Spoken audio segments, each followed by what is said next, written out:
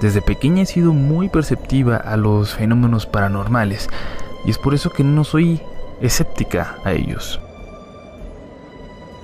Mi familia es de Guadalajara y los que sean de allá sabrán que se dicen muchas cosas acerca del bosque del Centinela. Mi abuela solía contarme algo que ocurrió supuestamente cuando ella tenía unos 13 años. La familia se había ido a acampar al bosque y ya por la noche, como suele pasar, comenzaron a contar historias de terror.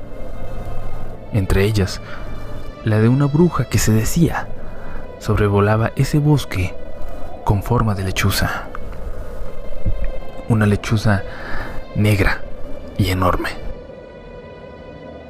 Decían que se llevaba a algún desafortunado que encontrara caminando por el bosque a mitad de la noche. También que la bruja llevaba a sus presas hasta la laguna de Chapala y que ahí realizaba rituales con sacrificios humanos. Mi abuela tenía un tío que no creía en este tipo de cosas y él se burló de esta historia. Dijo que podía adentrarse en el bosque, pasar la noche maldiciendo y retando a la bruja y volver como si nada. Ignoró las advertencias de todos los demás y a pesar de que trataron de persuadirlo, comenzó a caminar hacia lo profundo del bosque mientras gritaba con palabras altisonantes que la bruja no existía, que no podía llevárselo.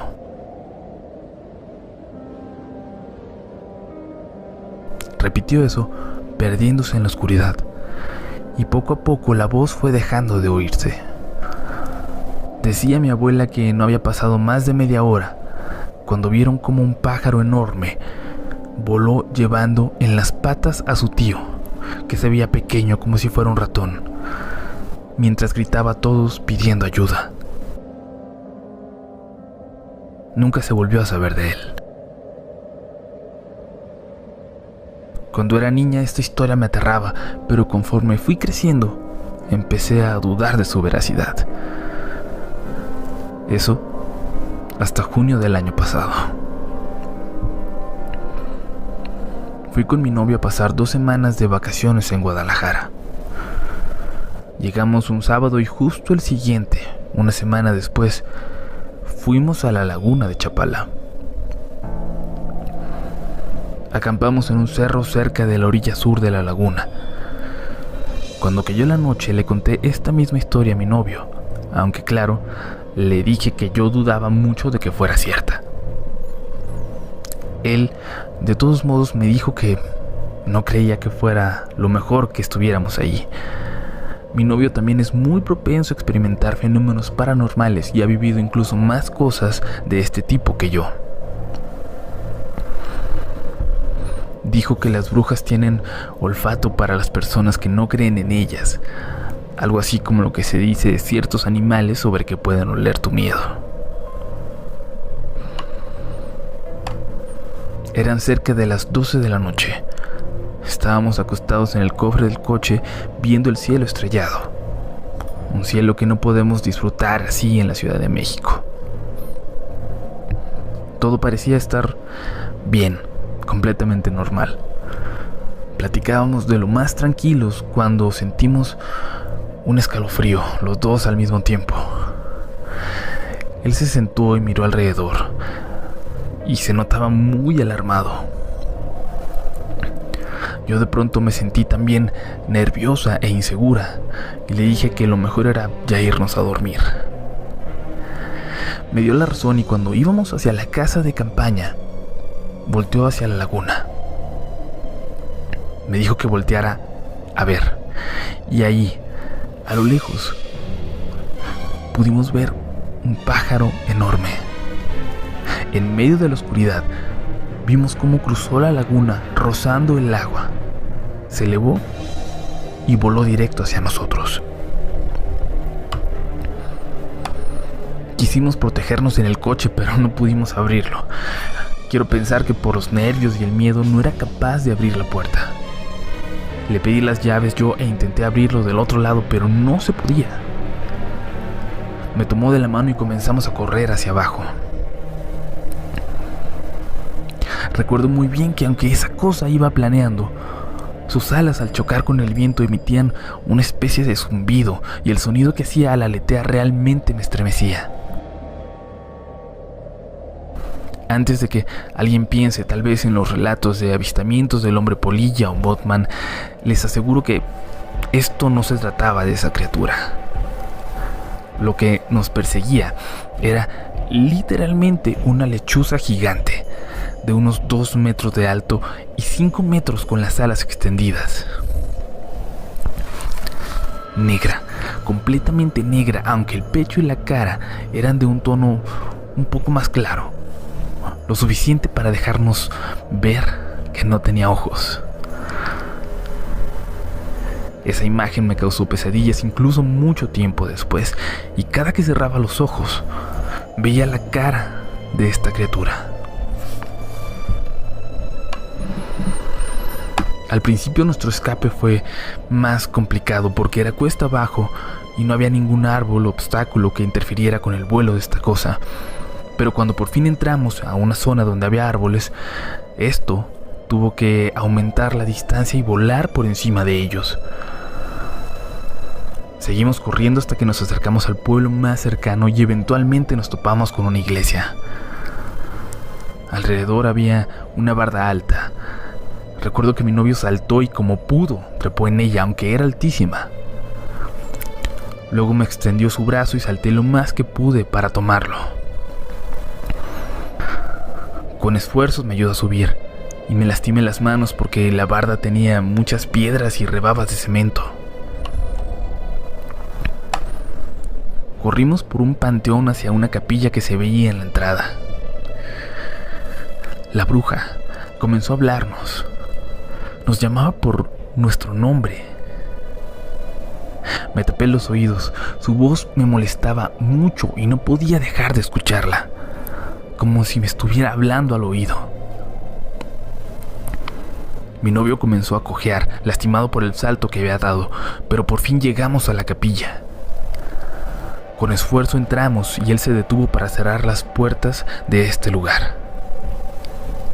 Mi novio sintió que una garra lo rasguñaba justo antes de que cerrara la puerta. Se dejó caer a mi lado. Nos abrazamos y ahí nos quedamos escuchando cómo la bruja daba vueltas como volando encima de nosotros, como si fuera un buitre. Un rato después, que me pareció eterno, se dejó de escuchar. Poco después llegó el velador del lugar y nos llevó café y nos dejó pasar la noche ahí con él.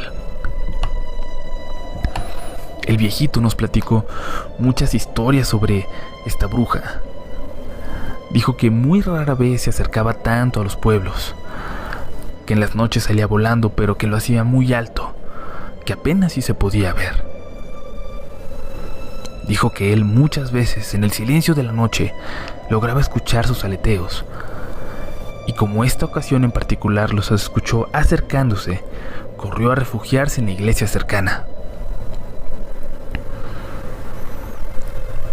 Nos contó también que muchos aseguran haber visto a una señora que sube al cerro más alto de la zona, y ahí se quita los ojos y comienza a dar vueltas hasta convertirse en una lechuza que se va volando, y que cuando regresa siempre trae a alguien entre las patas. Nadie, nos dijo, ha visto dónde aterriza para hacer sus rituales, pero cuenta que han encontrado altares y evidencia de misas negras en distintos lugares de la zona. A veces se encuentran partes humanas cerca de estos.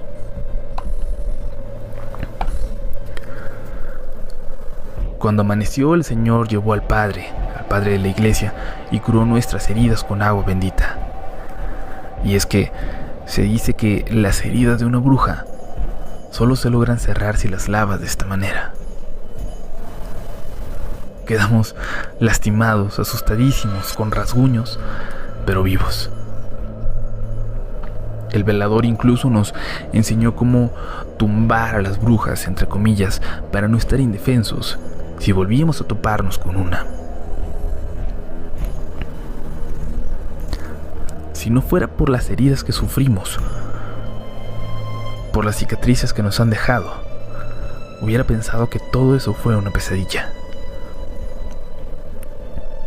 Regresamos por nuestras cosas, recogimos todo y nos fuimos de regreso a Guadalajara. Y tal vez muchos me crean loca. No me crean o piensen que estábamos ebrios o drogados. La verdad no me importa. Sé lo que vi, sé lo que sentí, y a los que me crean, muchas gracias de verdad.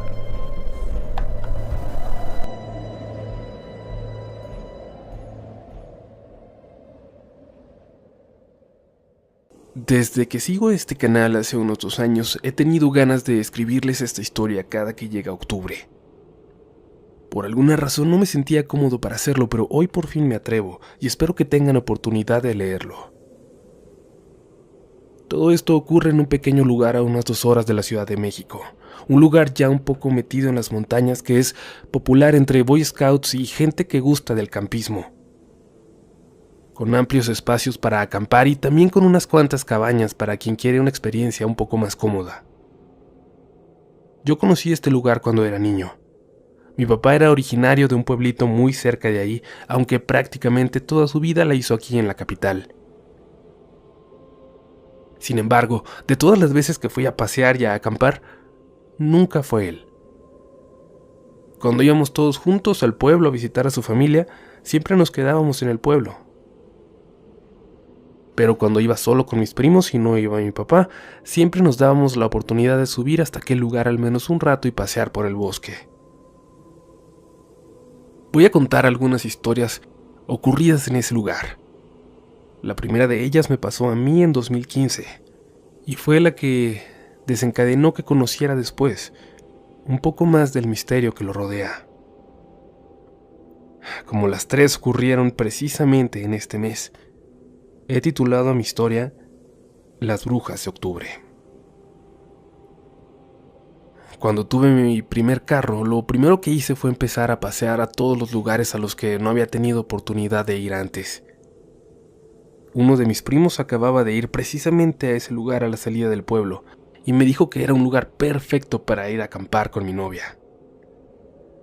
La invité y aceptó, pero me dijo que no le gustaría acampar, que prefería que nos quedáramos en una cabaña y ella la pagaba. Así lo hicimos. Reservamos una cabaña y nos encaminamos a pasar un tranquilo fin de semana lejos del bullicio de la ciudad y del tráfico. Llegamos el viernes por la noche a cenar a la casa de mis tíos en el pueblo, y ya pasadas de las 9 nos dijeron que ya no alcanzaríamos a llegar antes de que nos cerraran. Así que decidimos quedarnos ahí y subir hasta el sábado por la mañana. La verdad no nos dolió desperdiciar una noche ya pagada porque nos la pasamos muy a gusto con mi familia. El sábado también fue muy ameno. Al subir, caminamos un rato. Mi novia se dedicó a hacer muchas fotos y luego hasta hicimos de comer en una fogata. En ese lugar hay muy mala señal. Hay lugares muy específicos en donde solo ahí llega y los datos del celular llegan solo por momentos. Así que pensamos que esa desconexión de tu vida normal podía resultar tranquilizante. Estábamos a punto de lamentarlo. Eran las 8 de la noche, más o menos, cuando recibí un mensaje de Facebook de uno de mis primos. A él no lo había visto la noche anterior, aunque también vive con estos tíos. Su mensaje me provocó una gran incomodidad. Lamento no haberte visto, primo. Ya sé que se fueron a acampar. Cuídense mucho. Yo sé que parece raro, pero confía en mí en que es mucho mejor que acampen lo más lejos que se pueda de la zona de las cabañas. El mensaje no decía nada más. Le pregunté que por qué lo decía, pero mi mensaje no salió. Noté entonces que nosotros 2 éramos los únicos en la zona de cabañas. Mi novia me había preparado café y aunque quise pensar que este mensaje de mi primo era una advertencia sin importancia, No me lo pude quitar de la cabeza. Luego nos fuimos a dormir. Y después de una muy larga plática, empecé a olvidarme un poco del mal momento.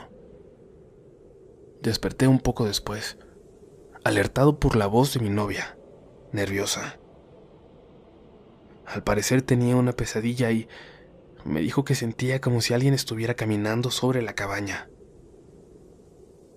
Yo no escucho nada, le dije. Intenta dormir. Me quedé varios minutos despierto y no logré escuchar nada. Pero un rato después volví a despertarme. No pasa nada, le dije a mi novia, pero voy a revisar si eso hace que estés más tranquila. Así lo hice. No había nada alrededor de la cabaña y yo no había visto a nadie más en el lugar. Si alguien más estaba acampando ahí esa noche, debía estar a no menos de 1 kilómetro de distancia. Entré para intentar tranquilizarla y noté que se quedó un rato en su celular, seguramente para intentar quitárselo nerviosa. Yo me quedé dormido casi de inmediato. Más o menos 1 hora más tarde, ya cerca de las 4 de la madrugada, me despertó otro sonido, el de mi celular. Tenía un mensaje de mi primo que seguramente había enviado varias horas antes.